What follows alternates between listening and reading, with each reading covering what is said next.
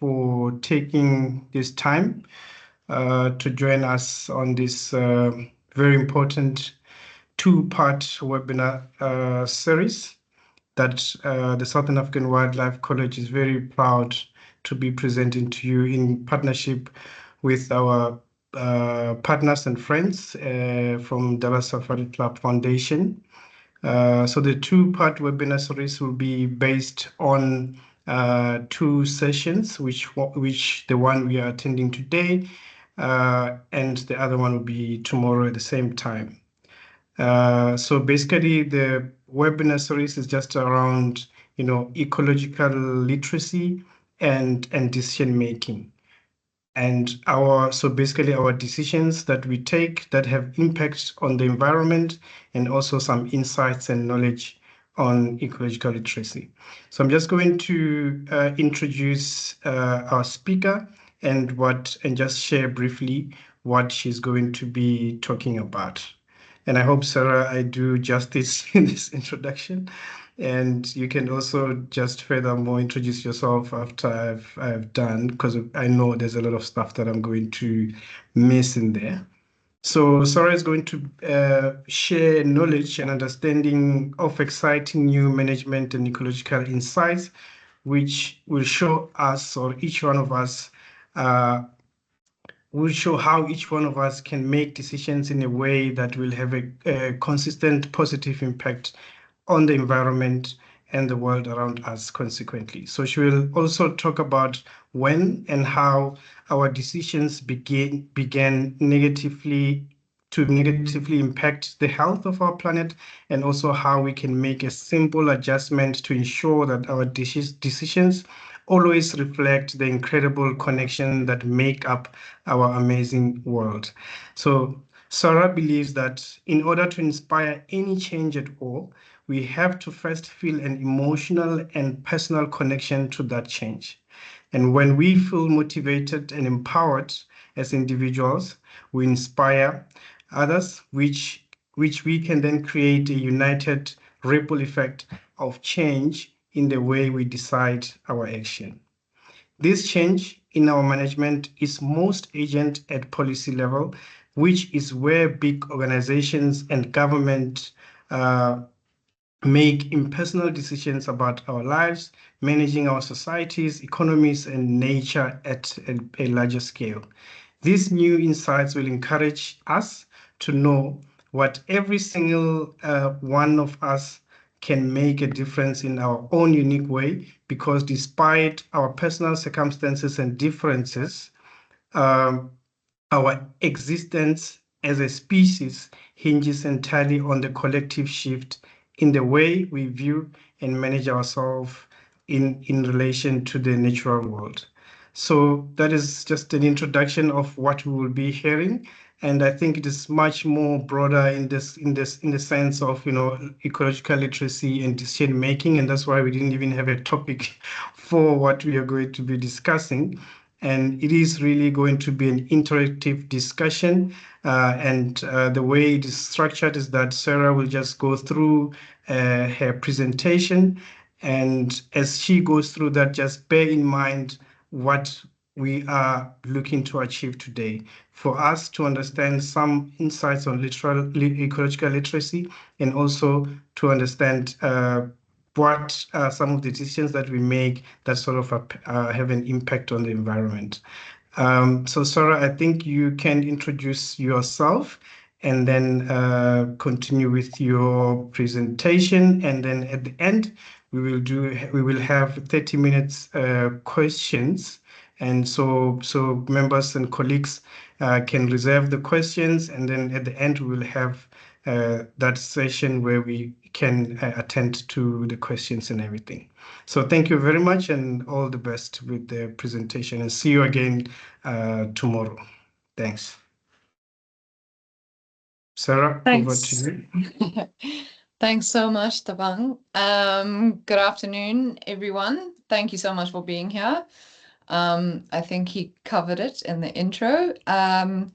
So what I'm going to be doing today is sharing new management.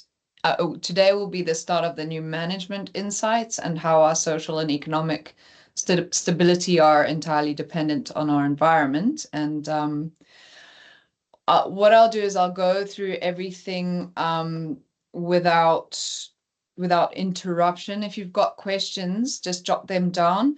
I've set it out so that I'm constantly asking questions, but they're mostly yes or no, simple questions and answers that if you could still answer, even though you're muted, like answer to yourself, whether it's in your head or out loud, so that you're still, you know, I'm trying to make it interactive with the difficulty of an online platform. And if we had other people answering, you know, with the delays and technology and all sorts of stuff. Sorry about the wind dropping all the branches on my roof.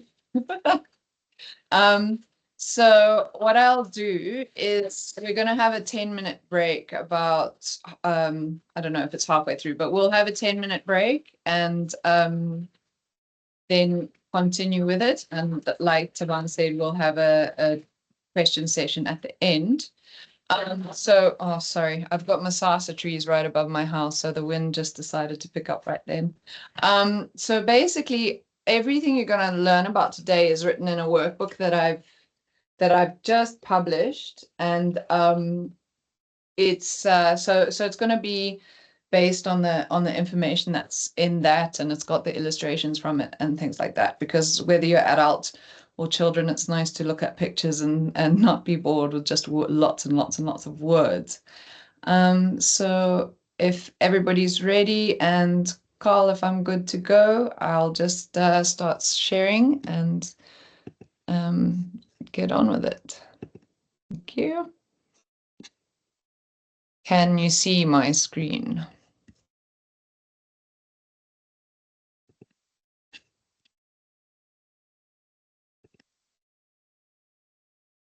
Can everybody see my screen? Yes. Yes, sir. Okay, cool. So I've called it Never Lose Sight of Your Elephant, for reasons you'll discover as we go through, and your decisions will change the world. So today we're going to be looking at the importance of our management and how it affects our lives and the world around us. Our management is literally the key to securing our future, both individually and collectively. Now, management requires the making of endless decisions, and we all make thousands of decisions every single day. I think the average person makes about 35,000 conscious decisions a day. And we're managing at two different levels. The first is at a human level, where we're making decisions as individuals or in our families and businesses. And the second is on a huge scale, where big organizations and governments are managing entire countries. So decisions made by governments and organizations, we call those policies. And today we're going to take a close look at how we make our decisions. And we will discover when, how, and why our management began to cause damage. And then we're going to find out what we can do to change that. So right now around the world, our management is causing a steady decline in our social, economic, and environmental stability. And today you'll see that by making a simple adjustment to the way we manage ourselves, we can guarantee that our management results in a steady increase in our social, economic, and environmental stability. So we're going to start off by looking at the problem. I'm going to go through this in stages and put pieces of a puzzle together, basically, because there's new things that have been discovered. So we're going to start off with the most important question. What is nature? Nature is everything in the natural world. And our Earth is one giant ecosystem, which is made up of every plant and animal species on Earth, including us, from the biggest animals and trees to the tiniest plants, insects, and microorganisms. I love that picture. And just like any other species on Earth, we depend on healthy habitat to survive. And the more species that exist in any environment, or the higher the biodiversity, the more stable that environment is. So what is biodiversity? It is the variety of living species on Earth and the complex relationships between all those species. So how important is nature to us? And this is where just answer the questions out loud to yourself or in your head if you don't want to do it out loud. Can we eat food, drink water, or breathe without nature? No. Can we manufacture or produce anything without nature? No. Can we make money without nature? No. Nature is absolutely vital. We cannot exist without nature because we are a part of it. Everything we consume, use, and produce comes from nature. So whenever we harm the environment, we're harming ourselves too. And without nature, none of us could exist. So if we continue to destroy our environment, we will continue to face a steady increase in social and economic problems, regardless of whether we live in rural or urban areas. All life on Earth depends on a simple process of nature, a plant's ability through photosynthesis to convert the sun's energy into edible forms. So does every economy, every nation, and every civilization. So let's start putting the pieces of this puzzle together and look at our global advances. We're going to begin by having a look at where humanity has experienced increasing advances or improvements over the last few thousand years, which have sped up rapidly in about the last 120 years. So what are some of the things that have improved over the last few decades? Things like phones, weapons, roads, planes, spacecraft, furniture, medical equipment, medicine, ships, bridges, food, etc. And all of those things have something in common. They are either things we manufacture or produce. So can the things we produce eat, drink, breathe, or reproduce on their own? For example, can a packet of flour produce more flour, or could 2 phones produce more phones? No. Can the things we make exist independently of the other things? Yes. And do they rely on anything else to exist? No. Do the things we make still work if we stop using or producing them? No. Can they work if a part is missing or if fuel runs out, battery goes flat? No. If we experience any problems with the things we make, can we change the way we make or produce them? Yes. So the things we produce can be very complicated. They can be made up of many different parts, but they don't rely on anything else to exist. And the things we produce generally do what we design them to do and nothing else. So food feeds us, clocks tell the time, airplanes fly, cameras take pictures, etc. So we can choose what, when, and how we produce anything. And if we don't like the way something is being produced, or if it's not working properly, we can change it. And I've just put a few pictures there of methods of production and the product. So we can change the method of production to produce the same product. So when it comes to problems that arise out of anything we make or produce, do you think they are going to be easy or hard to solve? Problems to do with what we produce are usually relatively easy to fix because we will come up with better ideas, practices, or technologies given enough time and money. Which means that when it comes to preventing the fossil fuel side of the contribution to climate change, we will be able to develop better technologies for our use of coal, oil, and gas, which won't result in damaging greenhouse emissions. And then I just had a little timeline drawn. So from about 120 years ago, the advances in the things we produce became very rapid. So now we're going to look at our global problems. So we've looked at the successes and the advances, and now we're going to look at the problems. So we're going to look at the problems or failures humanity has been experiencing over thousands of years, which have also increased rapidly in that same last century. So can you think of some of the mounting problems we are facing around the world today? And I know all of you will be familiar with these: droughts, floods, wildfires, poverty, poaching, social breakdown, violence, economic instability, mass immigration to cities, pandemics, and of course, climate change. So, what do you think causes these problems? Again, just keep answering to yourself as we go along. All of these problems are symptoms of our life-supporting environment becoming more and more unstable and unhealthy. And all those growing global problems can be put into just 3 categories. And let's just have a look at what those categories are. They are social, economic, and environmental. So you will probably already have noticed that even though one of those problems might fall under a main social, economic, or environmental heading, all of our problems involve social, economic, and environmental elements. And that's because our problems are connected.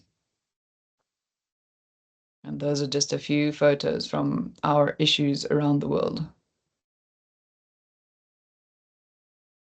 So let's put another piece of this puzzle together and we'll start to talk about desertification.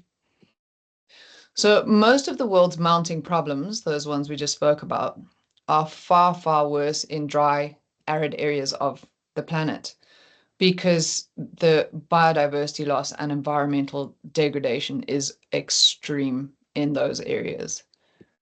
And these are being caused by desertification, which is a process that causes fertile land to turn to desert. And about 2/3 of our planet's landmass in the world's brittle or arid environments is turning to desert. So to this day, most people still believe that climate change is causing desertification. But we now know that it is the other way around. Desertification causes the climate to change. So how does it cause the climate to change? Now, imagine that you are in the middle of a long, hot, dry season in Africa, and first thing in the morning, you go outside to take the temperature of 2 patches of ground, and both the same size, but one patch is bare soil and the other is covered with vegetation. At midday, if you took the temperature of both areas again, you would find that the bare patch of ground would be much colder at dawn and much hotter at midday than the piece of ground that is covered with vegetation. And when I took that photo of my dad with my children, they could not stand on that ground where it was bare. And then we found ground covered with vegetation and it was easy to stand on barefoot. So creating just 1 square meter of bare ground will change the microclimate. And our decisions and actions have been causing land to desertify for thousands of years. And so we have vastly increased the amount of bare ground on well over half the Earth's landmass, which means we have changed the macroclimate. And we're having more extremes of hot and cold temperatures. So desertification of brittle environments has resulted in these extremes of hot and cold temperatures and non-effective rainfall, which we'll discuss in detail tomorrow, which causes an increase in droughts, floods, and climate change. And again, a few images from around the world. A lot of those are in national parks. So now let's start putting all of those pieces that we've started discussing together. So we're going to discuss complicated versus complex. And we need to take a closer look at the difference between things that are complicated and things that are complex. So we'll start with complicated. So the things we manufacture or produce can be made up of many different parts, like we said, but those parts can exist in isolation of each other and of other things. So that's why scientists refer to them as being complicated. And if you took a computer or a car apart and left the parts for a week and then put them back together, would they still work? Yes. And if you didn't get on your bike, would it just ride off by itself? No. So the kids that I teach love this question. I say, is a gun dangerous? No. A gun by itself is harmless. It is only dangerous when someone makes a decision to pick it up and pull the trigger. So let's now discuss what we mean when we talk about things being complex. So complex things are also made up of many different parts, but there's something very, very different about them. Think about your body. It's made up of loads of different parts, but could you separate all the parts of you, leave them for a while, and then put them all back together? No. So all the parts of you are connected to each other and they depend on each other to survive. This means you're a complex organism. So your body is made up of trillions of different parts, which all connect and work together to form and exist as whole you. And each of those parts is its own whole. Those small holes work together to form bigger and bigger holes, which work with other holes until you get whole you. And all those different parts are doing their jobs without any instruction from you, which is why scientists refer to complex things as being self-organizing. So could you do something to change any of the parts of you without affecting other parts? No. Can the different parts of you exist on their own without whole you? No. And then, does whole you stop at you? Can you exist alone or survive without anything else? No. So for a start, we have to have air, food, and water. Is that all you need? No. What else do you need to cope in today's world? Shelter, clothes, furniture, toothbrush, phone, computer, books, pens, bicycle, car, any number of things that we use in today's world and need to survive.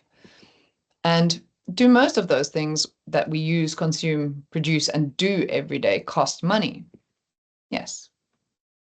So everything we use, consume, or produce comes from nature, and almost everything we produce is being bought, sold, and used by people.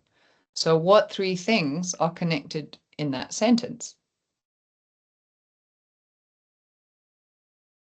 People, money, and nature. No society or economy could exist without nature. And the complexity of human societies, economies, and nature consists of endless inseparable connections which only exist and function in complex wholes and patterns. Now we're going to connect our problems to our management. So if everything we consume, produce, and use is provided by nature, it shows us that people, economies, and nature are not just connected, they're inseparable. And each of us makes thousands of decisions for ourselves, our families, and our businesses every day. And in the early 1980s, Allan Savory, a scientist who was studying our management, discovered that all humans and all other tool-using animals make their decisions in the same way for the same reasons. So we're going to take a closer look today at what he found. He discovered that every conscious decision we make, every conscious decision a human being makes, is being made for one of three reasons. We are either making decisions, and every decision you can see, past or present, is being made to either meet a need, fulfill a desire, or to solve a problem. There are no other reasons we make decisions. Those are the reasons. And it's not just you or me. Every decision and policy in the world is based on those same three reasons. So here are some examples of our own daily needs, desires, or problems, and I'm sure you can relate to one or two or three or all of them. We have needs, need to eat, earn money, produce food. Desires is a want, new shoes, better car, more money. And then solving problems, if we've got pests or there's crime, damaged our car. So I think we can all relate to some of those things, and they all fall under either a need, a desire or want, or a problem. Now, throughout history, there have only ever been 3 reasons we make decisions. It's those 3 things. We'll be meeting a need, fulfilling a desire, or solving a problem.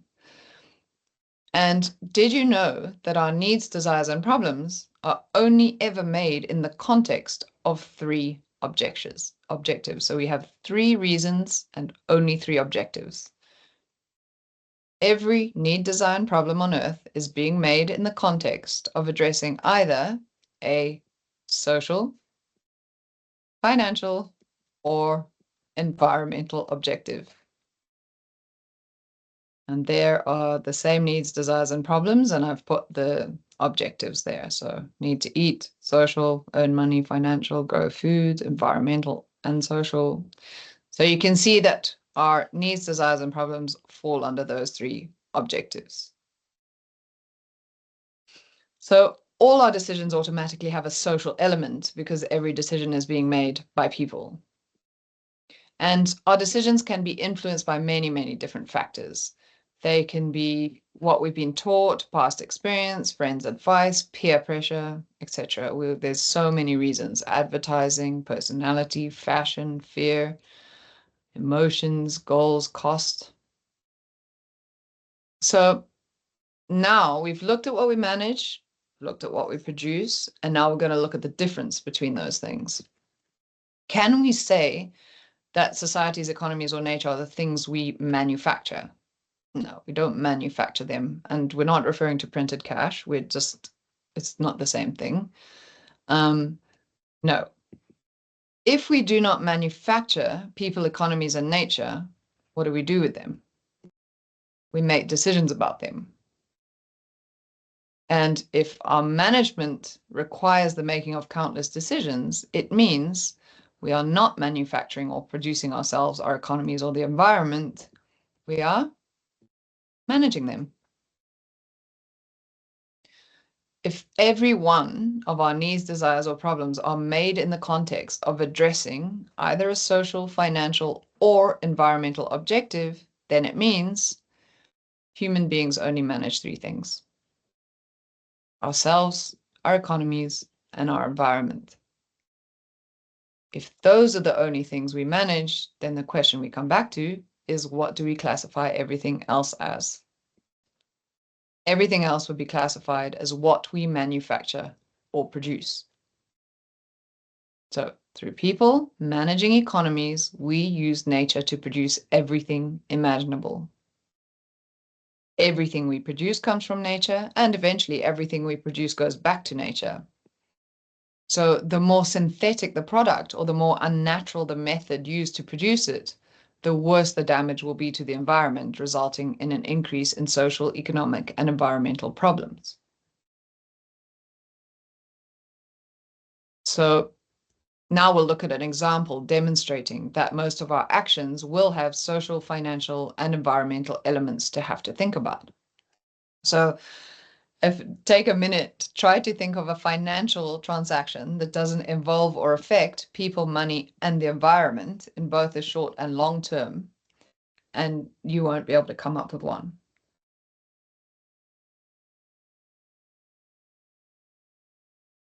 So what I've done is just use the example of buying a loaf of bread, a simple decision that most people use. And we'll first go through the short term, social, financial, and environmental considerations, and then we'll go through the long term. So does the decision to buy a loaf of bread involve people in the short term? Yes. The person buying the bread and the person selling the bread. Does the same decision involve money in the short term? Yes. The buyer pays for the bread and the seller receives money as payment. And does the same decision involve nature in the short term? Yes. Think about how people got to the shop, walking, driving, cycling, or public transport. Also consider how the bread was delivered and the possible impact on the environment from these different methods of transportation. And so those are the short term. Now let's look at the long term social, financial, and environmental considerations of that same Simple decision that we all do most days of our lives. Will it involve people in the long term? Yes. The shop owner and employees, the farmers who grew the ingredients and their employees, the people who made and provided the packaging, etc. Think about who grew the wheat and other ingredients and where. Does the same decision involve money in the long term? Yes. The shop owner pays rent and employees. The shop owner also buys bread from suppliers who pay their employees. The farmer pays employees and buys things like tractors, seed, fertilizers, and pesticides to grow the wheat and other ingredients. And does the same decision involve nature in the long term? Yes. Everything used in the production of the bread and its transport has come from nature. Machinery, seed, fertilizers, pesticides, water, plastic, fuel, etc., etc. So it's really, really important not to overcomplicate this lesson because we cannot possibly understand and account for all the complex connections involved in making a decision. But it is vital for us to understand that most of our decisions are made in and impacting these complex circumstances. So this is a really important point going forward in today's session, is whenever there are several elements to consider in deciding an action, we know that the context of the decision is complex. And the context just refers to the circumstances that a decision will impact. So keep that in mind going forward in today's session. Now, from the example, would you say that we usually meet our short-term objective, i.e. buy food, kill pests, do any decision without seeing or considering both the short and long-term social, financial, and environmental consequences of the decision? Yes, we all do that. So are we able to see the long-term social, economic, and environmental consequences of our actions? No, we can't see them. They are invisible to us, to the decision maker, and they're often felt far away from the place of decision. So this example shows that there are short and long-term social, economic, and environmental considerations involved in pretty much every decision we make. And knowing all of this and what we've talked about, complex and connected, etc., can we successfully divide our decisions into either social, financial, or environmental contexts without causing problems to all three later on? No. Why? Because people, economies, and nature are inseparable. So let's go into that now. People, economies, and nature are connected. And our societies are connected to nature in an incredible web of just endless, indivisible relationships, which we now know can only exist and function in complex patterns, which are made up of holes within holes within holes within holes until we get to the whole universe. And everything in that vast web has an unpredictable life of its own and is constantly self-organizing, adjusting, and changing. So what does complex mean? It means it consists of many different but interdependent parts. And I love the meaning of the word complex because com equals together and plex equals weave. So it's a very descriptive word.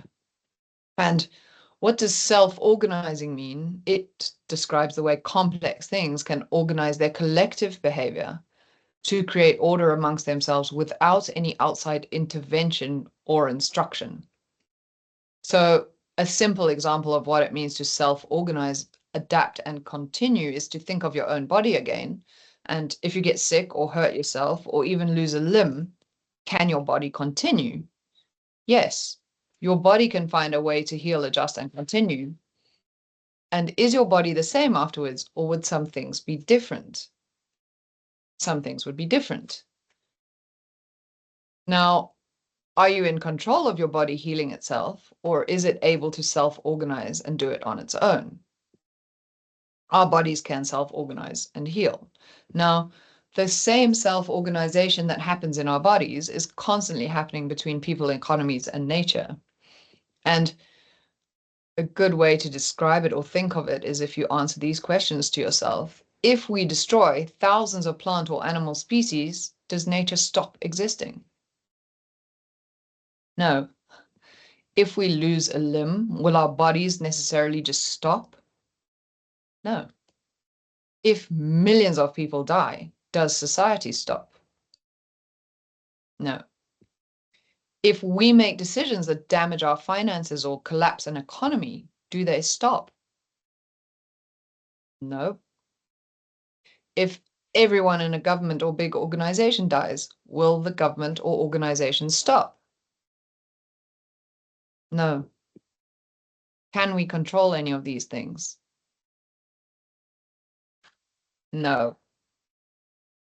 All these things are able to constantly self-organize, adapt, and continue. And no matter what we do to upset the balance, everything across that complex web is constantly adjusting and carrying on, but in changed form. So those changes are the mounting symptoms of our management, and we are trying to solve our problems by using the same management that causes those symptoms in the first place. And through our management of these things, we have upset the balance so much that we have reached a point where nature is running out of room to adjust. And all this is now culminating in the symptoms of mass global biodiversity loss, desertification, mega fires, and climate change. And our problems are speeding up because they're now caught in nature's feedback loops and they are feeding off each other. And I had a child that I was teaching say this. They said, "The world today looks like a giant game of Jenga. We've taken out too many pieces, and now the very thing we depend on for our existence has become increasingly unstable." So that's the first little section, and we'll do a brief recap just to refresh your memories, because I know it's a lot of knowledge to take in a couple of hours. So every one of us makes many decisions every day. We make decisions in the context of addressing either social, economic, or environmental needs, desires, or problems. Our increasing global problems come under social, economic, and environmental headings. We do not produce people, economies, and nature. We only manage them. And we produce everything that makes civilization possible through the management of people, economies, and nature, both individually and collectively. We're experiencing increasing global successes with everything we produce, but we are also experiencing rapidly increasing social, economic, and environmental problems around the world. So all of this tells us what?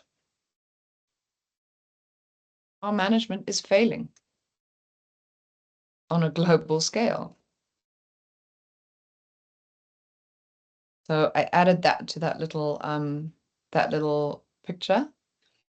So it's a very, very hard-hitting timeline, I think, of our successes in the things we make and produce versus at a similar but opposite trajectory, the things we manage, our problems or failures are social, economic, and environmental, and they are collapsing. So now we'll go into our management and discover why it's failing. So now we know it is failing. We need to talk about why.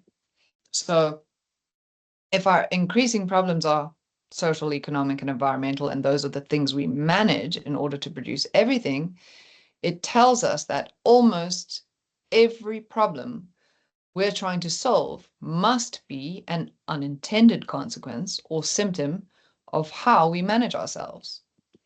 So what's an unintended consequence is an unexpected result of a decision that was not part of the original objective.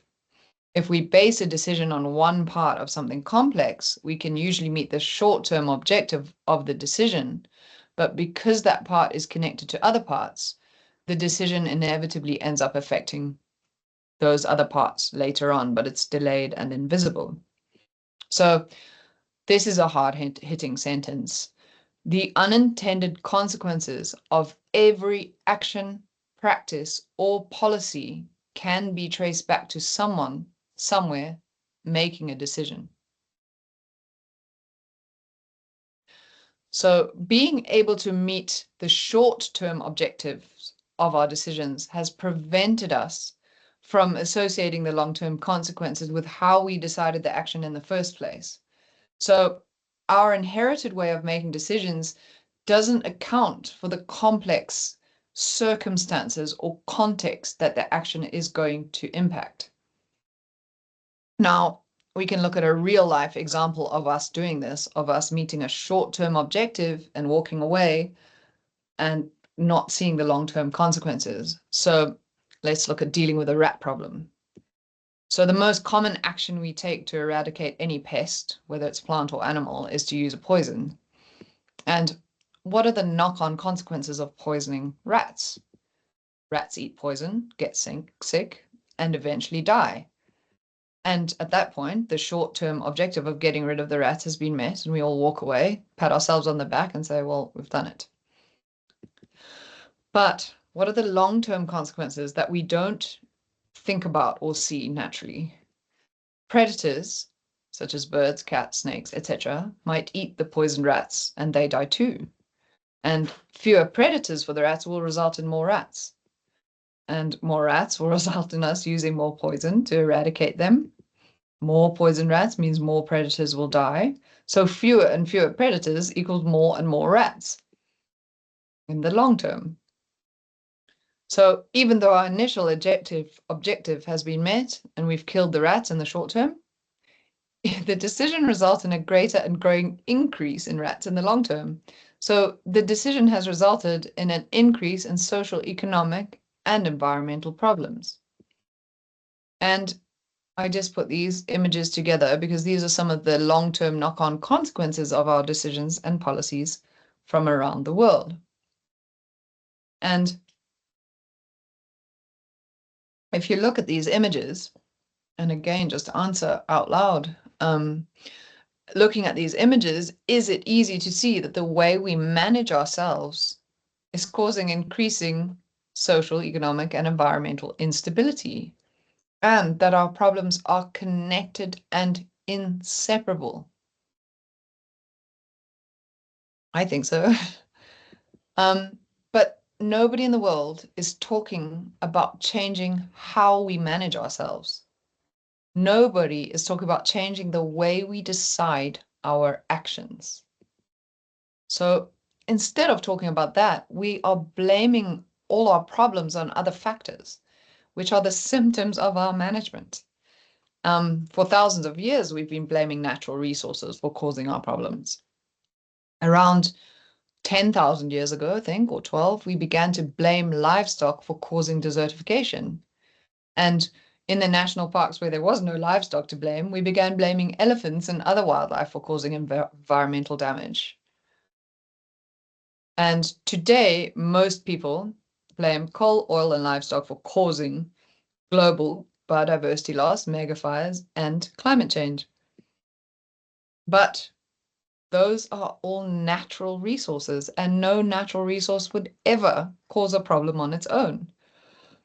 The question we must ask ourselves is, who manages those resources? We do. So, blaming resources could be compared to a soccer player missing a shot at goal and then blaming the ball and not himself. Our resources cannot possibly be the cause of our mounting problems. Our management is causing the unnatural behavior and use of our natural resources, which results in terrible environmental damage, which in turn results in an increase in social and economic instability. So our management is damaging our resources, and that is a vital sentence. And in the last few years, scientists have finally started to say that we are causing climate change, which means we can't blame our problems on anything except our management. So this whole world is still focused on blaming resources and treating the symptoms. And if you look around the world, the growing conflict, advice, and these global conferences involve countless people talking about how to address our increasing social, economic, or environmental problems in isolation of each other. You have the environmental experts, the economic experts, the social experts, and they're all talking in their individual contexts. And nobody is talking about changing the management in order to ensure that we are considering all those problems as connected in the broad context of one complex whole. So this is a vital, vital statement. The key to reversing global biodiversity loss and desertification lies in us understanding the difference between production and the management that determines how we produce everything. And now we're going to look at the cause of all of these things because we now know the problem. So why did our management start to go wrong and when? And if management involves making decisions that determine our actions and management is failing, then to find out where we're going wrong, what should we do? We need to take a much closer look at how our actions are being decided. And through our mistakes, we find the answers. So my father, Allan Savory, is an independent Zimbabwean scientist and ecologist. And he grew up here in Africa with an enormous passion for wildlife. And in 1955, that's a long time ago, after completing his studies in ecology at the University of Natal, he began working to solve the problem of land desertifying in what was then Central African Federation of Northern and Southern Rhodesia and Nyasaland. And during his first year with the Northern Rhodesian Game Department, he started to realize that a lot of what he was being taught about ecology at university, so what he was hearing went against what he was experiencing and observing in the field. And he had been taught that desertification was being caused by too many animals grazing the land, and he never questioned that dogma while he was studying at university. And as a result of that, he made some, which we'll find out about tomorrow, he made some horrific mistakes on his journey to find the true cause of global desertification. But something good did come from the most tragic of his mistakes. An absolute determination. As his daughter, I can vouch for that. An absolute determination to find answers. And along that journey, he began to realize that management was resulting in mounting environmental problems, which were leading to an increase in social and economic instability. So he's dedicated his life to finding out where we've been going wrong and why our management has caused increasing social, economic, and environmental problems over the centuries, despite our best efforts to solve them. And he was trying to find the missing piece of a puzzle that has been plaguing humanity for thousands of years. And he knew he had to start by looking at our management. And so obviously that's what he did. And he began to study every type of management he could, going right back through history, from democracy, dictatorship, from holistic approaches and systems thinking to interdisciplinary approaches and the triple bottom line, all new things that we're talking about today. And he took every management framework, approach, system, and process he could find, and he broke each of them down to the core, to where decisions would be made and to where thought becomes action, because obviously a thought or approach is absolutely meaningless without action. For example, I could approach a fireplace and think about lighting a fire to keep warm, but approaching and thinking about it means nothing and is harmless.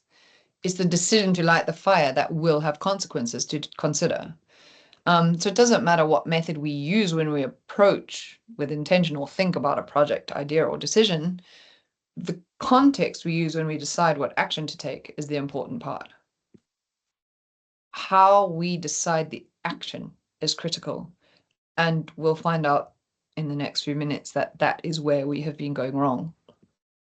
So in 1983, Allan found the missing piece of a puzzle that has been troubling humanity for millennia. And he discovered why humans have never been able to successfully manage and balance the complexity of human societies, economies, and nature together. And he found that no matter what type of management approach, process, framework he studied, broke down, and analyzed, when he got to the point where a decision was being made or where thought becomes action, he was finding the exact same recurring pattern every single time. And he discovered that no matter who we are or what we're managing, every time we decide an action, it will be in the context of either a social, economic, or environmental objective. And while we're all capable of approaching and thinking about something complex, it's at the point of decision that we automatically simplify the context of that decision into either social or financial or environmental. And he found the same process has been used by humans throughout our entire history. And it is being used by people making their daily personal decisions all the way through to governments and organizations developing policies for entire nations. And we now know that this process is genetically inherited. All of us are born with it. So let's look at that. We now know for a fact that all of us make our decisions the exact same way. And that the same way of deciding our actions, it's not just used by us, but by all tool-using animals. And in today's modern world, there's almost nothing people do without picking up a tool. Just here are a few of our tools: cups, clothes, cars, phones, tractors, toothbrush, knife, shoes, so with endless tools, tables, desks.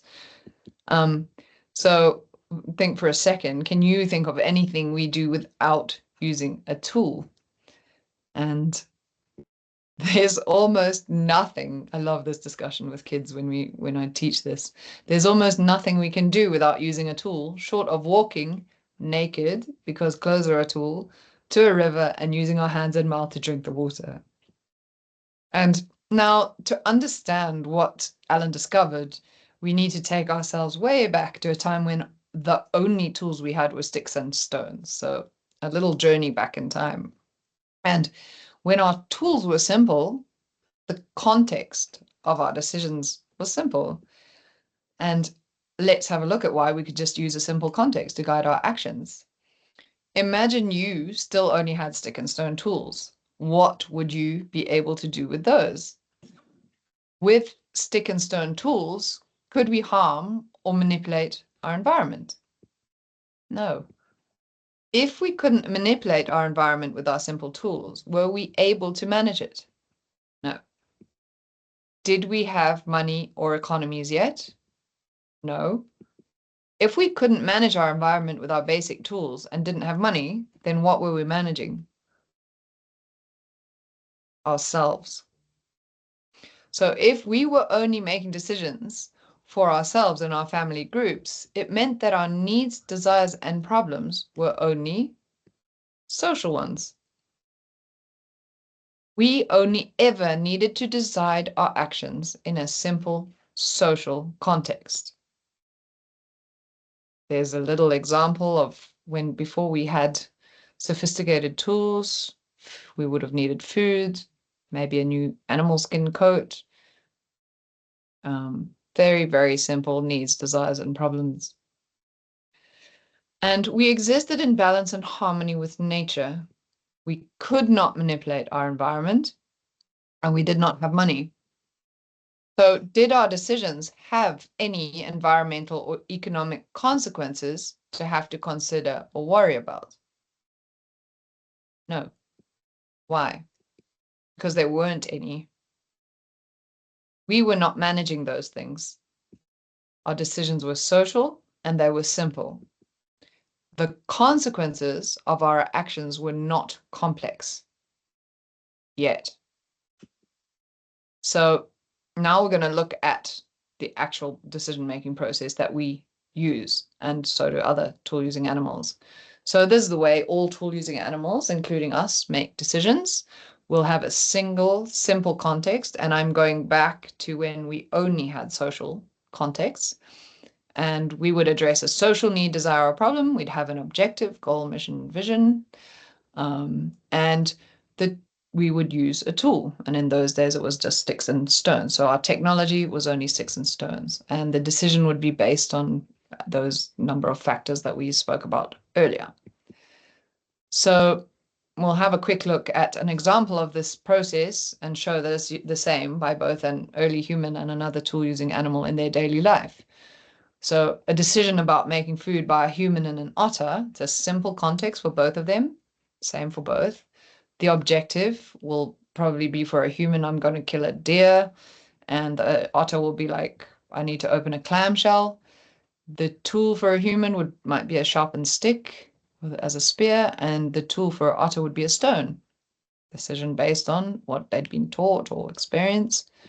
So this simple inherited process worked perfectly for us when the context determining our actions could be a simple social one, and our tools were sticks and stones.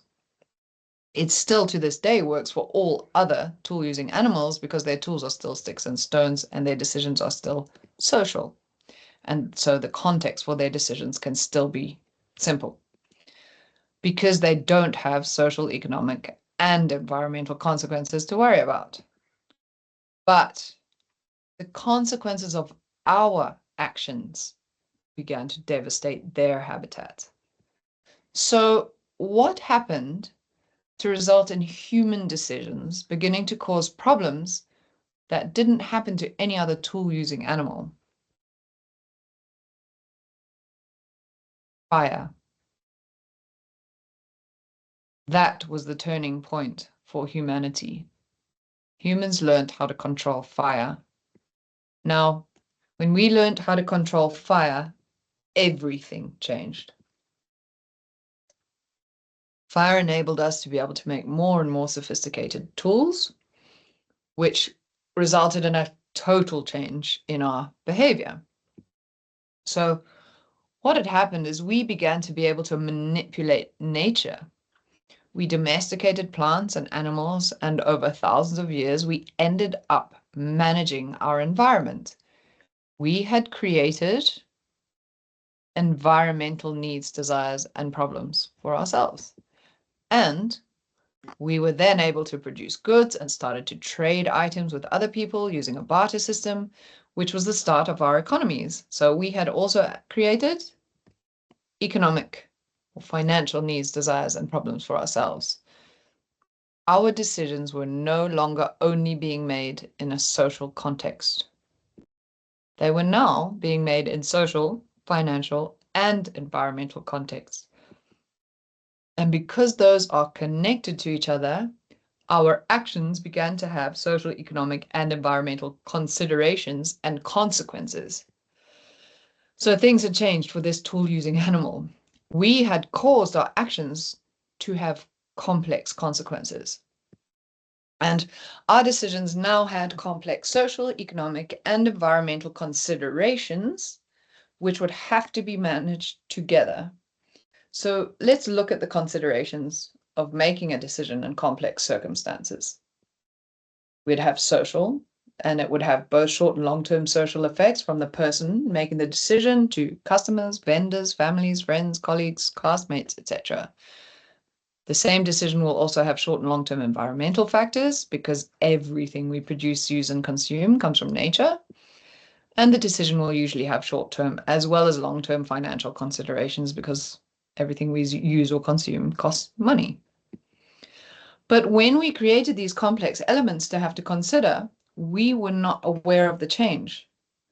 We had no idea we were using a simple inherited way of decisions.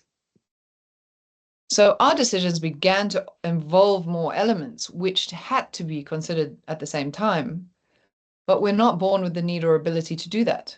We are genetically designed to only decide our actions in a simple context. So what do you think we did? We unknowingly divided those inseparable complex elements into simpler, more manageable parts so that our actions were still being decided in a simple context. So we divided our decisions into either social or financial or environmental needs, desires, or problems, and those became both the reason and context of our decisions. But regardless of whether the reason for a decision was to achieve a social, financial, or environmental objective, the context of the decision had changed. It had become complex. And none of us are born with the need or ability to have to consider those complex consequences when we make decisions. So if you just think of this early consequences that would have started to appear, if we just needed to clear a field to grow food and we had a few new tools, we could work out and discuss the possible consequences of the actions. So clearing a field would probably involve cutting down trees and removing other vegetation, which would be environmental consequences. He may have had to buy or hire tools from other people, financial and social consequences. And it might have been too big a job for just one person. He might have paid somebody or other people to help. So we got more financial and social consequences. So the problems being caused by our management aren't new. But in the beginning, those consequences were far more gradual and transpired over thousands of years.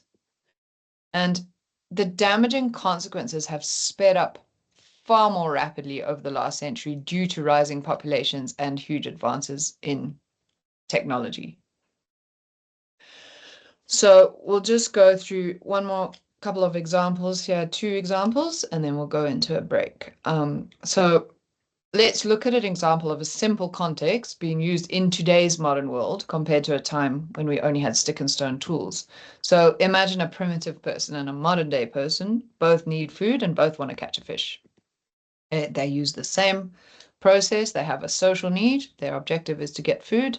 They use a tool of technology, and their decision is based on past experience, etc. So the primitive person would probably use a sharpened stick to spear a fish, and a modern day human could use a fishing rod, reel, hook, and bait. Now, the reason and context of their decisions are identical, but the consequences will be different. There won't be any for the primitive person to have to consider, but there will be for the modern day person. Now, we'll compare an otter and a modern day human using both the same reason and context to determine their actions to explain why those consequences are different. So the same thing again, a simple context, a social need to eat, objective get food, tool, and based on past experience, etc. So the otter finds an oyster shell and breaks it open with a stone. Modern day human could buy bread, butter, cheese, tomatoes, bacon, and make a sandwich. Both the reason and context guiding their decisions are identical, but what are the different consequences? The otter's decision is made in the simple social context of addressing a social need using a simple tool. The context can be simple because there are no damaging consequences to consider. He's not managing his environment or money. The human's decision is also made in the exact same way in the simple context of addressing a social need, but the circumstances are more complex. The human has used many tools and different products, which means the decision will have both short and long-term social, financial, and environmental considerations and consequences. So on that note, is anybody still there? I think we could Yes. go into Yeah. a little break on that note, if everybody's still alive.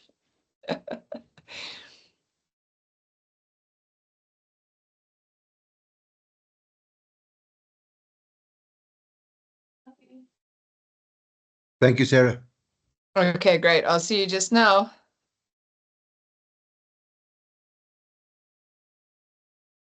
How long? 10 minutes? Yeah, Carl, do you want to put a 10-minute timer? Is everyone happy with a 10-minute timer? Yes. Great.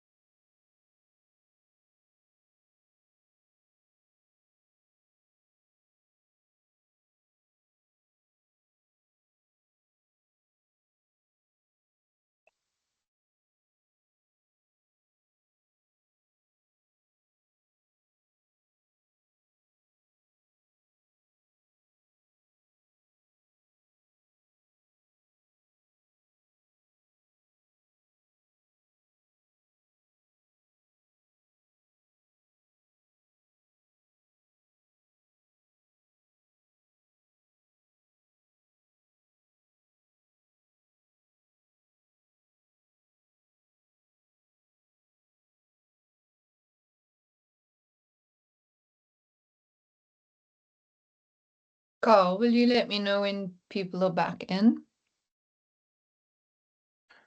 Time's up. Everyone should be back in. You can continue. Okay, cool. Thank you. So what we'd done is we'd separated the inseparable. And because our decisions were being divided into either social, financial, or environmental objectives, which also then became the context that determined our actions, over time, it resulted in us considering, studying, and managing our societies, economies, and the environment as if they're completely separate things. And I just put a few photos of different careers around the world. So let's think about the extent to which we've disconnected our societies and economies from nature in today's modern world. Just think of a few different subjects, careers, departments, or ministries that fall under either a social, economic, or environmental heading, i.e. Minister of Agriculture, Ministry of Finance, those sort of things. And an example of this is when someone studies economics, are they taught that the stability of every economy in the world is inseparable from environmental health? No. Sorry, So, Sarah, you're not sharing your screen anymore. oh, can you hear me? Yes, we can hear you. Just can't see your shared screen. Yeah. Is that better? Can you see it? Yes, all good. Thank you. Okay, sorry about that. I can see it.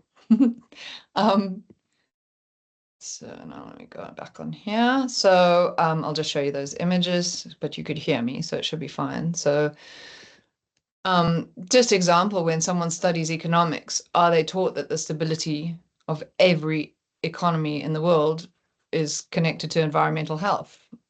No. Yet every economy in the world is entirely dependent on the environment, and no economy could even exist without it. And just think about all the different social, financial, agricultural, and environmental ministries or departments in our organizations and governments.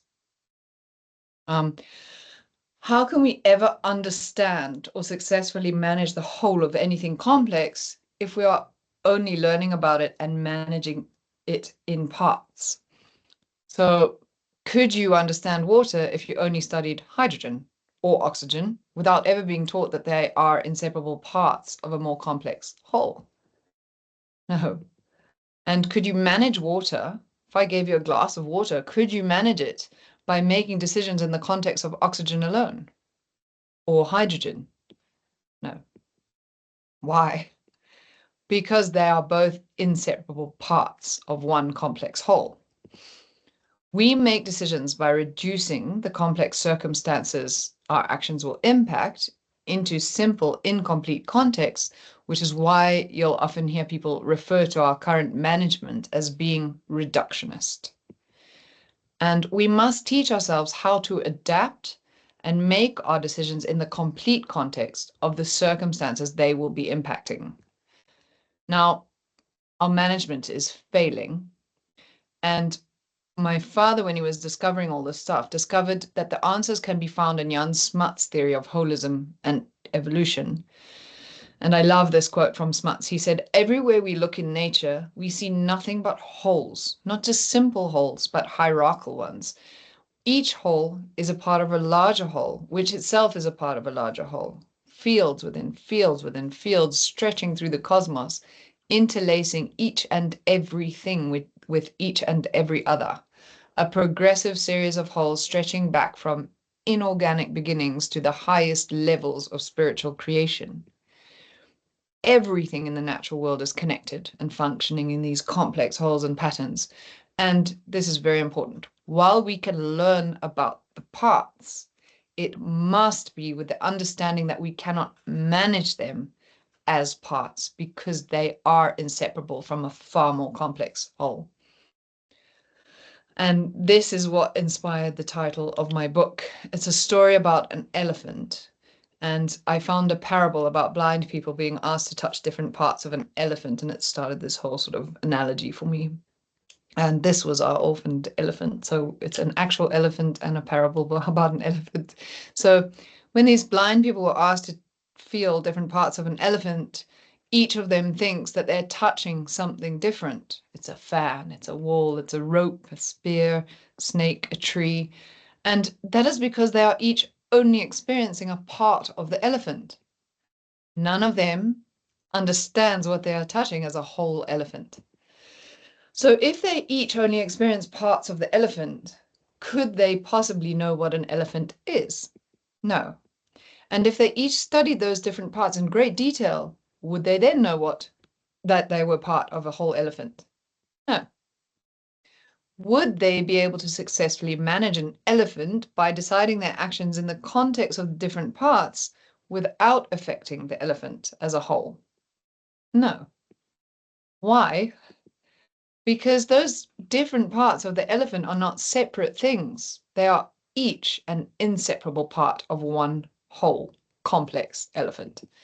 So when we study different parts of the elephant, we have to do so understanding that those parts are connected to a far more complex whole, which we cannot manage in parts. So we can learn about it in parts, but we can't manage it in parts. And parts of the elephant are not even reality because they can't function or exist without the whole. If the context of any decision is reduced to a single part, those actions will end up damaging other parts because it can't be separated from the whole elephant. Only the whole elephant is reality. And the exact same principle applies to the way we manage ourselves every single day. Our decisions are connected to and are affecting the stability of inseparable complex wholes. So just imagine the complex circumstances that your actions will impact as the different parts of a whole elephant. Now, our inherited use of a simple context causes all of us to divide the elephant into simpler, more manageable parts. And then we decide our actions in the context of each different part. So we make our decisions in the context of different parts of the elephant without checking what impact those actions will have in the context of the elephant as a whole. So just imagine we have a problem with one of the legs of the elephant. We automatically zoom into the problem with the leg, and that problem becomes both the reason and context determining our actions, instead of our actions being decided in the broad context of how they will affect the whole. Now, deciding our actions in the incomplete context of one part at a time has seriously damaged the health of the whole elephant in the long run. So, what can we do to save the elephant? Whenever we are managing any part, we need to make sure that actions are not decided in the incomplete context of that particular part, but in the broad context of the whole, in order to check how each of those actions will affect the health of the whole elephant in the short and long term.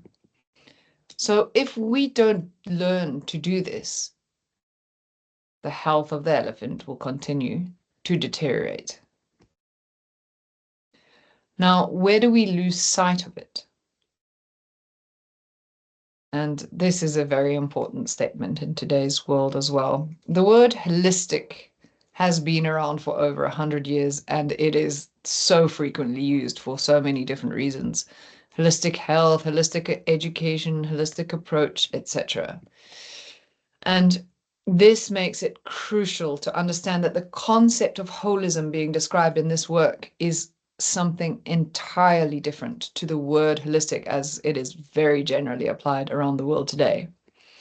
And while people have always had the ability to think holistically, we've been missing the fact that none of us are born with the ability to make sure our actions are holistic.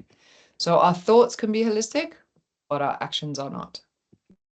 And we will often think about or approach a decision, project, policy, or practice holistically. I've heard everybody say, oh, we have a holistic approach to this. And we do. We'll look at it and we'll approach it holistically. But at the point of decision, that inherited process instinctively kicks in, and we zoom in to specific parts and we lose sight of the whole. So I use the example of a project to build a dam, and the people managing the project will know it's complex and they will approach it holistically, knowing that it will involve social, economic, and environmental considerations and complexity. And they'll start off by thinking about the whole elephant. But when it comes to deciding what actions to take, they'll call in experts who break the elephant down into those simpler parts, and their advice will be given in the context of each different aspect of the project in isolation of the others. They'll call in social experts, financial experts, environmental experts, and that expert advice has been reduced to and given in the incomplete, simple context of either the social or economic or environmental objectives involved in the project. And as soon as they break it down into simpler context, they've lost sight of their elephant. And the decisions are made in the simple but incomplete context of each different part. None of their actions are being decided in the context of the elephant as a whole. So as soon as we use a problem as both our context and reason for our decision or for our actions, we're focused on only one complex part, which will inevitably result in unintended damage to the other parts later on. Now, unfortunately, as I mentioned earlier, in spite of our management being reductionist and damaging, we're still usually able to meet our short-term objectives, which makes it extremely difficult to associate our long-term consequences to the way we made the decision in the first place. And we will make decisions to translocate wildlife, grow food, buy food, kill pests, plant trees, change diet. We'll make all these decisions and we will meet the short-term objective and consider it job done. But how we decide our actions is inevitably ending up causing damage later on, resulting in a very steady increase in our social, economic, and ecological problems. Those are a few examples of it around the world. So I'd say the elephant is still alive, but it is in critical condition. And then we'll do the conclusion of that section and say, so this is Einstein's theory of insanity. Using a simple context to guide our actions is causing our problems, and we're trying to solve those problems by using a simple context to guide our actions. So you see the problem? And there you go. The definition of insanity is doing the same thing over and over again and expecting different results. We're using the management that's causing our problems to try and solve our problems. So it's time to do something different. Now we'll learn how to treat the cause. If we have a problem and do not treat the root cause of that problem, do we have any chance of solving it? No. Imagine we're all in a boat and our boat has a growing leak. Does it make sense to keep trying to bail the rising water out? Or should we fix the leak? The leak is the problem and the boat filling with water is a symptom. Right now, all of us are trying to bail the rising water out of our boat and ignoring the leak. We're frantically trying to treat the symptoms of our management and ignoring the cause. Governments, organizations, and people all around the world spend more and more money each year desperately trying to manage our mounting global problems. But our problems worsen no matter how hard we try to solve them, because we're treating symptoms.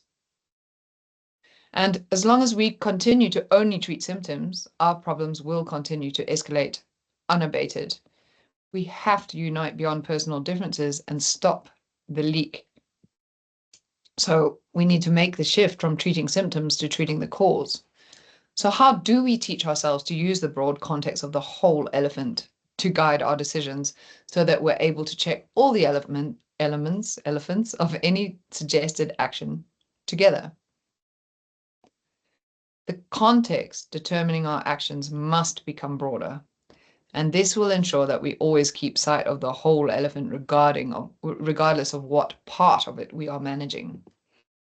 A broader context, which includes the social, financial, and environmental considerations, has to become what guides our actions.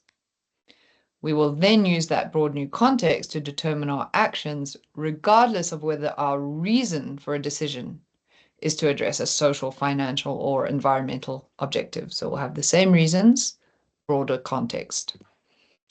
Now, when we make our decisions with an image of all the elements of a decision in mind, it becomes very easy to check in advance what impact that action will have on the stability of the whole in both the short and long term. So let's go into the solution. How do we keep sight of our elephant? Now, how important is context when we're making a decision or considering an action? The context is key because it's what guides and determines our actions. So a quick demonstration of the importance of context is, let me ask you a question. Should I light a fire? You can't possibly know if lighting a fire will be a good or bad decision until you know the context that's guiding the decision. I could want to light a fire to keep warm or cook, or I could be planning to burn your house down.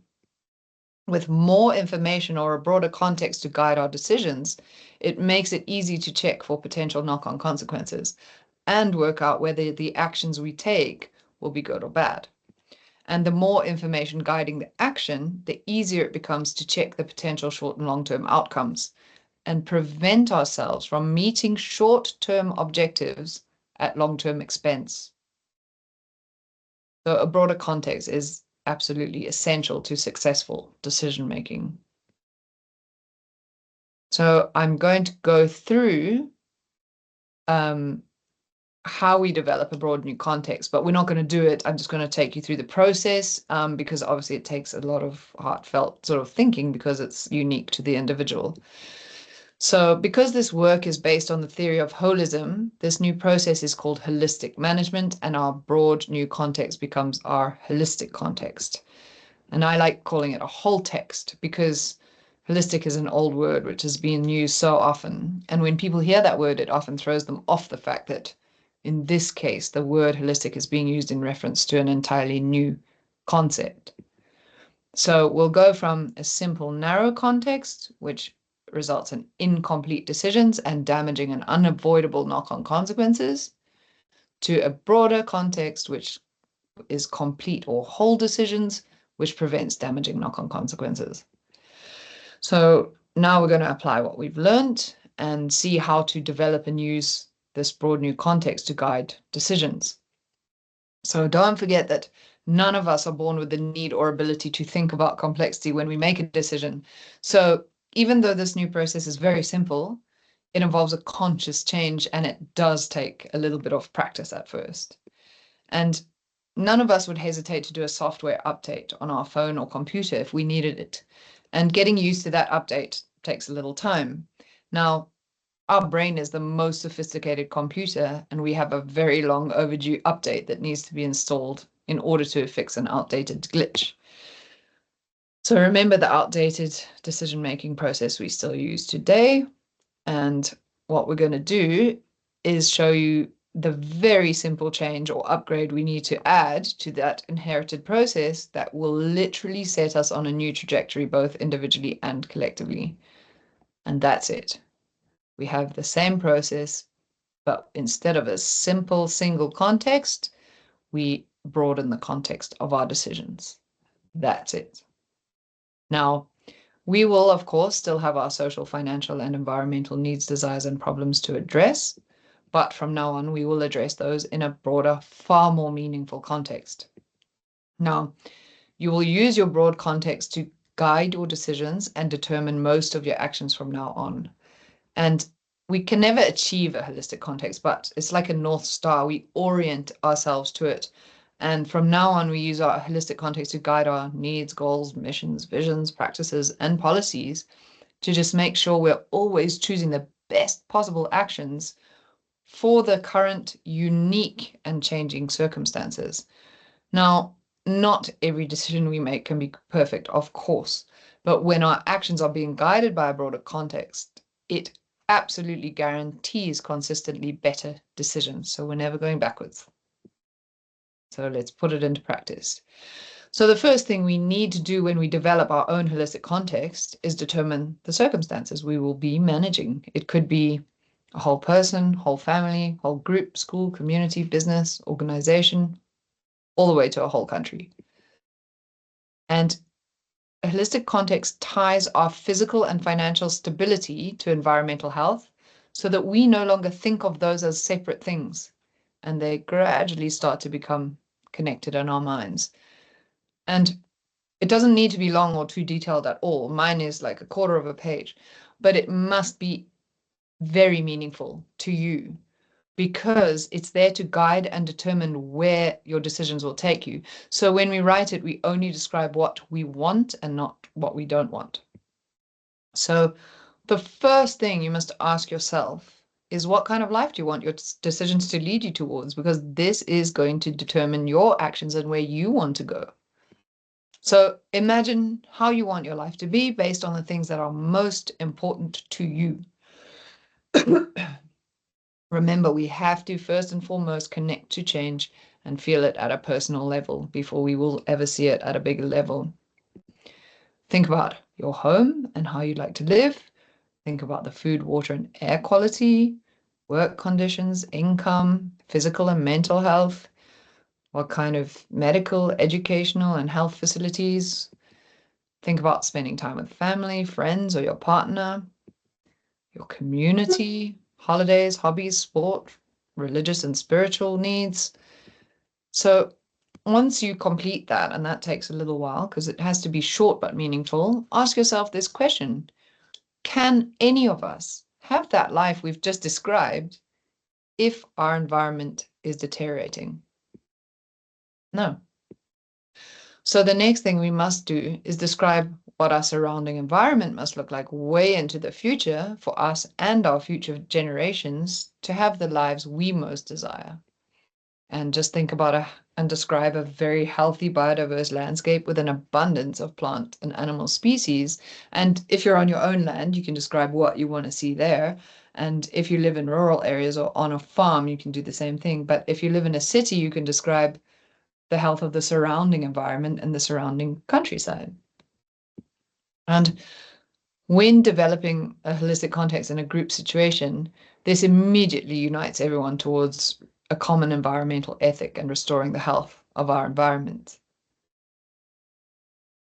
And last but not least, we are social animals, and everything we do pretty much involves relationship with other people, family, friends, neighbors, classmates, customers, colleagues. And we rely on other people for thousands of different reasons and won't get very far in life if we go around behaving badly or treating people with disrespect. So the next thing we should think about is what behaviors we need to have to be successful in creating this life we want. So how should we behave towards our family, friends, customers, etc., in order to have support? And this is the big one. What happens when people don't agree? Because obviously in group situations, people can obviously often disagree. And we've had situations where we have created a holistic context for a large group of very diverse people who have very differing opinions and sometimes just absolute hatred for each other. And at first, they've refused to even talk and don't believe they can come to any sort of agreement. And instead of discussing anything, in that situation, everyone is given a piece of paper and asked to write down what kind of life they want their decisions to lead them towards. And exactly that, describe their ideal life based on the things that are most important to them. And the pieces of paper are then collected and each one is read out loud and without identifying who wrote it. And we've never been able to tell who wrote each one because they're all so similar. Now, doing this same exercise in volatile situations completely prevents conflict because it very quickly shows everyone that beyond personal differences, all of us are capable of agreeing. And we generally all want happy, peaceful lives with physical and financial security. And I don't think you'll find anyone who chooses to live in poverty, sickness, conflict, violence, etc. on an unhealthy planet fighting each other over dwindling resources. We don't want that. We do things out of desperation.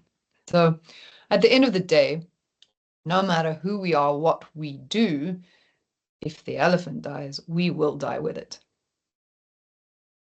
Now, you can use that broad new context to guide your decisions. And from now on, whenever we make a decision, we must check to see if it will lead us towards or away from our holistic context. And this is very simple. If it will lead us away from it, then we just look for a better decision. And I won't go through these in detail, but there are helpful context checks where if there are times you might not be sure if a decision is leading you towards your holistic context, or you might need to test several possible actions or suggestions to compare and know which one of those would be most appropriate at the time. When that happens, there are several filtering questions we can use to help us check those short and long-term consequences to make sure we select the most appropriate action for that particular situation. So there's another little step that we can do, and we go through a root cause question, social, financial, ecological, gut feeling. I can share this with you guys if you want to see it later. And then when we are making decisions in more complex circumstances, such as with land managers or policies, we use a list of 7 context checking questions, which are much more specific and comprehensive social, economic, and environmental checks, because obviously it's more difficult circumstances. And making decisions by using a broader context just results in actions that consistently improve our social, financial, and environmental health. It guarantees that you're always making a better decision. So the power of global change lies in using a holistic context. And we can't tell if an action will be right for the unique social, financial, and environmental circumstances until we use or know the broader context guiding the decision. So ownership of and commitment to a broader context is crucial. Now, by considering the full complexity involved, we're able to find the best possible action at any given time, which ensures that our management will always take us in the right direction. And if we stop using our broad context, we automatically go back to using a simple context, which will just continue to result in more unwanted consequences because we're managing a complex thing in parts. So a broader context prevents conflict or argument because the right action automatically becomes clear. But if we discuss action without a broad context, it's very hard to tell what the right decision is, and we can get into serious disagreements. So it's not a good idea for us to give advice or tell anyone else what to do if we aren't aware of their holistic context and the unique complex circumstances of any suggestion. And this is so vital. This includes expert advice. So while we will always need experts to help us, their advice must also be guided by a broad context to make sure their suggestions will be appropriate for the full, unique, and complex circumstances involved. And remember that even when the approach is holistic, comprehensive, or interdisciplinary, at the point of deciding the actions, experts are often called in to advise, and that complexity is unintentionally but automatically broken down, and their advice is given in the incomplete context of addressing needs, desires, or problems in their specific area of either social or economic or environmental expertise. And this is a very interesting statement made by President Robert Mugabe when he was appealing to scientists to come up with answers to these questions. We do not have a greater problem than our rising population and our deteriorating environment. We politicians do not know what to do. We can only take the advice of our professional advisors, but when things go wrong, we politicians get the blame and never our advisors. So that takes us into the grand place we make decisions, the impact of policy. Now let's just go into we'll end on this understanding the impact of our decisions at scale. So in this section, we will learn that while all of us can do our best to adjust the way we manage our lives as individuals and in our families and communities, it is so urgent to make this change at organizational and government policy level, because that is where we manage our societies, our economies, and our environment on a massive scale. Now, the unintended consequences of reductionist decisions at this level are absolutely catastrophic because those policies affect millions of people, entire economies, and vast areas of land and water.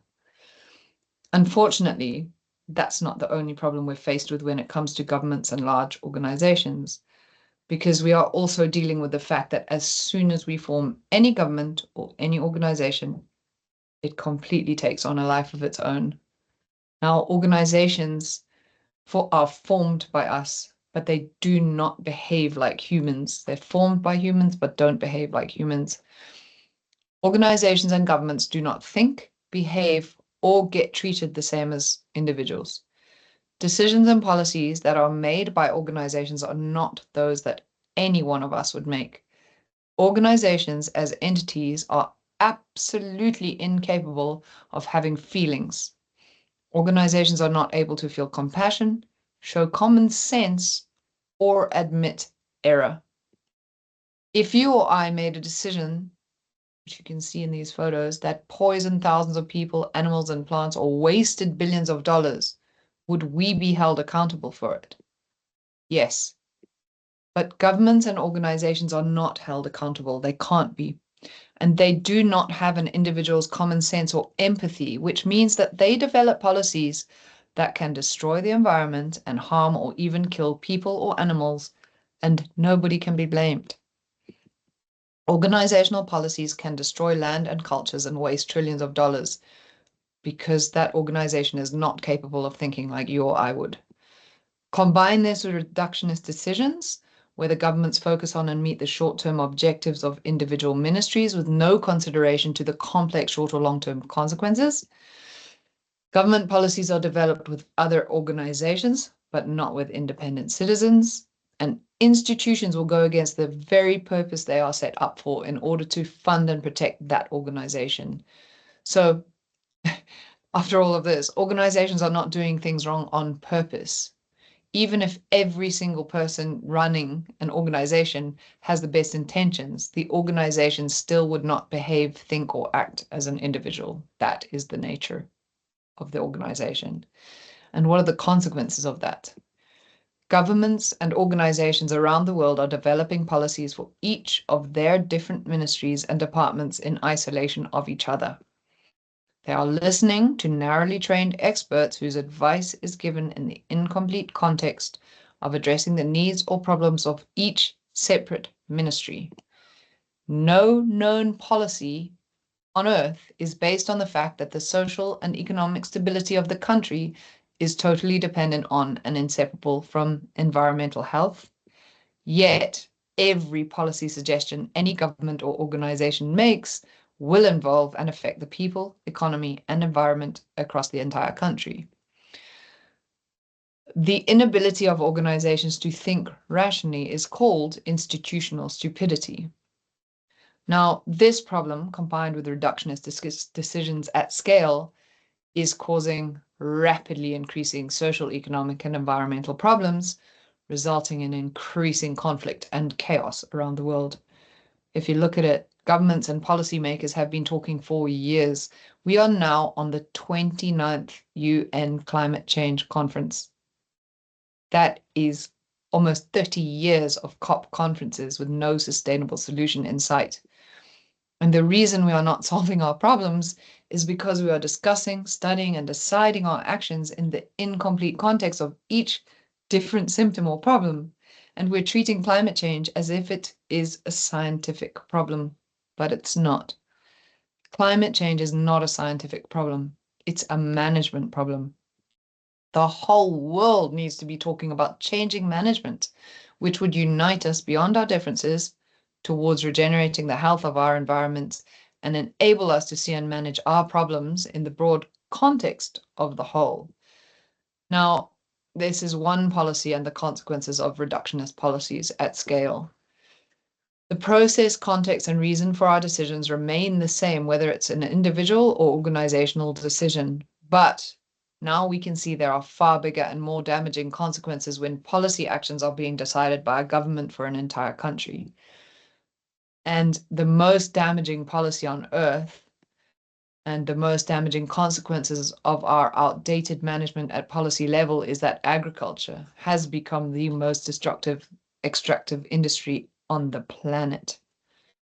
Agriculture is the production of all food and natural fiber from the world's land and waters. It includes crops, livestock, forestry, fisheries, wildlife, etc. Most of the planet is involved in agriculture. And without it, civilization cannot exist. The fate of all civilizations follow the fate of agriculture. Now, common sense tells us that without question, agriculture must be based on the biological sciences because healthy soils with high biodiversity and stability are critical to the social and economic stability of every nation in the world. But because of the way policies are developed, combined with the inhumane way institutions behave and our obsession with technology, mainstream agriculture is based on chemistry and the corporate marketing of oil and technology. Now, this is happening because ecologically illiterate politicians are working with the experts to develop agricultural policies in the simple context of a social need to produce big quantities of food and fiber. And they may be meeting the short-term objective of producing as much food and fiber as quickly as possible through the use of fossil fuels, but this is resulting in the increased use and promotion of chemicals, machinery, and unnatural monocultures, with no regard to the devastating and rapidly increasing consequences. So through policies, governments create the laws, regulations, taxes, subsidies, and research that guide and influence agriculture. And yeah, land managers at an individual level can choose what to produce and how to manage their businesses, but this is only theoretically true because in practice, the government policies will largely dictate to the farmers what they produce and how they produce it. And these days, even though people are starting to talk about and push for sustainable, organic, grass-fed, permaculture, etc., and regenerative practices, we seem to have very short memories and forgotten the fact that most of these were already practiced in the past, and that for thousands of years, all agriculture was organic and all animals were grass-fed. We didn't have fossil fuels or today's machinery and chemicals. Whole civilizations were based on some of the things we are suddenly calling new and sustainable today. But the agriculture of the past already destroyed more than 20 civilizations. And in those days, the knock-on consequences of outdated decision-making on agricultural policies and farming practices were far more gradual and affected individual civilizations. But in today's modern world of advanced technology combined with reductionist management, we have hastened that damage, and this time that collapse threatens all civilization, which is why it's so urgent to encourage people to stop thinking that changing practices will solve anything and start focusing on the management that will make our practices and policies successful. So no nation can have physical or economic stability unless agriculture is regenerative, and no agricultural policy can be regenerative until we change the way policies are being developed. So who will lead this? And throughout history, when new knowledge has been discovered that goes against the current beliefs of society, change has only happened when enough of the public opinion shifts and ordinary citizens push for it. When it comes to new knowledge, it's up to us, the public, to put pressure on institutions to change how their policies are being developed. Institutions themselves have never done it. Governments and organizations themselves are incapable of change. Institutions do not lead change. No organization throughout history has ever led change, which means there is almost no chance of politicians, universities, environmental organizations, or even the United Nations ever leading this change. What they need is assistance from people who can show them this exciting new way of developing policy so they are able to check the short and long-term consequences of any suggested action and begin to offer people hope in a world of increasing chaos and violence. The first government to use a holistic context to guide policy will lead the entire world in addressing the cause of a problem that's plagued humanity for years: our inherited inability to successfully manage the complexity of our societies, economies, and nature together, what will that change look like? This is how all government currently develop policy in their little boxes. And as we've discovered, the policy advice is taken from narrowly trained experts or pressure groups who make suggestions in the simple context of their specific fields of expertise. Now, developing policies like this leads to policies being unsound, resulting in damaging consequences. And this is what it would look like immediately when a government policy or all policies are guided by a national holistic context. It immediately unites all ministries towards one common context. A national holistic context would tie the social and economic stability of the entire country to environmental health. It will guarantee that the full short and long-term complexity of each suggested policy action is considered. All ministries are united towards their common holistic context, which would guide all policy decisions and suggestions.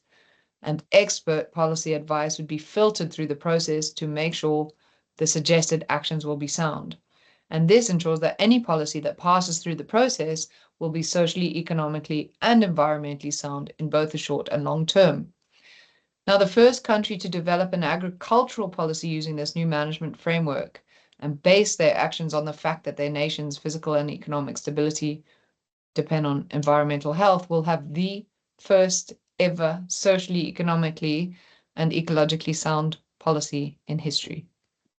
And within about a year and a half of implementing their new policy, they could be the first country in history to be producing more food than dead, eroding soil, and would lead the entire world in addressing the cause of global environmental collapse, which is fueling climate change. And the conclusion for today is, Einstein once said, we cannot solve our problems with the same thinking we used when we created them. The world as we have created it is a process of our thinking. It cannot be changed without changing our thinking. Luckily for us, we know what to do. This process is about empowering the decision maker. It has been developed to make sure we will always look for and choose the most appropriate action for ourselves, individually and collectively. And it might be a one-size-fits-all process where we can be united and guided by a broad context, but we will be making decisions that ensure our actions are appropriate for our own unique circumstances. And we need this global shift from the current reductionist mindset and mechanistic worldview to a holistic, connected worldview, ensuring that our management reflects and respects the fact that we are inseparable from the living complexity of this giant ecosystem. And this shift will take us from choosing actions that cause a consistent decline in our social, economic, and environmental stability and ensure a consistent increase in our social, economic, and environmental stability. That's it for today.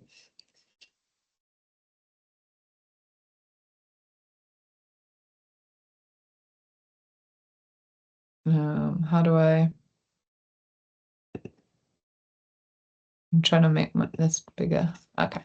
Is everyone still there? Yes, hi Sarah. You can actually click the stop sharing screen now, and that will stop your presentation. Yeah, thank you very, very much.